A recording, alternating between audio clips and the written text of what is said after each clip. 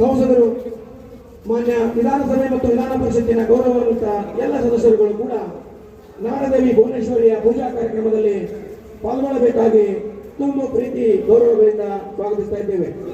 ಬೆಳಗಾವಿ ಉತ್ತರ ಮತಕ್ಷೇತ್ರದ ಶಾಸಕರಾದ ಸನ್ಮಾನ್ಯ ಶ್ರೀ ಆಶೀಫ್ ರಾಜು ಶೇಖರ್ ಅವರನ್ನು ಕೂಡ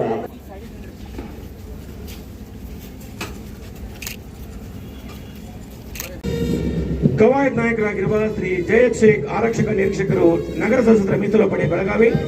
ಕವಾಯತ್